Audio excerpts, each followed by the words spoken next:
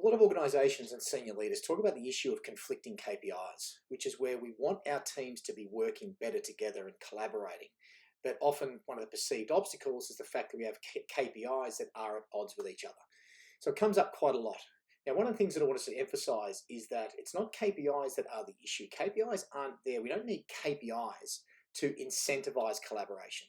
What we've got to do is just make sure that our KPI structures and our incentives associated with that aren't unintentionally or accidentally penalising collaboration. That's the thing we need to deal with.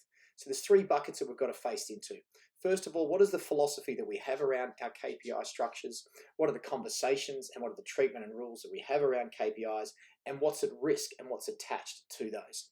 So in the first bucket, the philosophy we've got to make sure that we've got a structure where as much as possible we are having aligned KPIs. They don't necessarily need to be the same KPIs.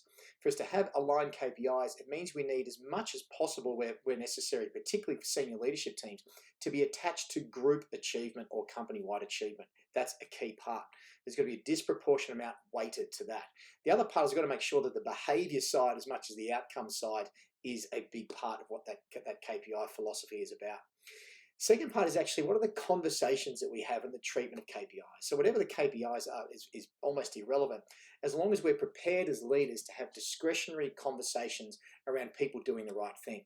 We need to make sure that we are recognising, not penalising, those who compromise.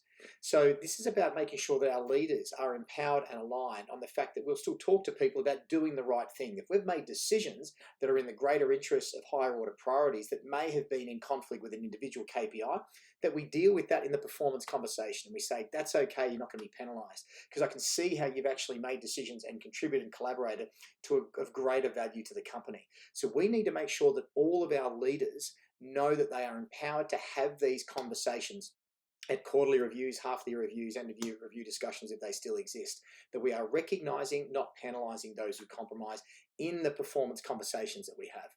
And the final part is actually what's attached to these KPIs, which particularly if we're talking about linking it to REM, to salary reviews or to incentives, we need to make sure that there is a disproportionate amount of at-risk component that is weighted on group achievement.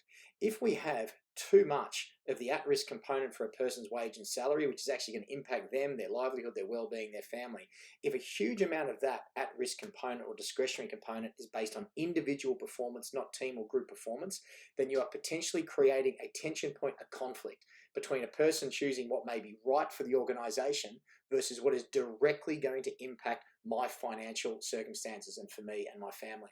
So in that third bucket, we've got to make sure that the at-risk component is also weighted more to doing the right thing and making decisions interested in the whole.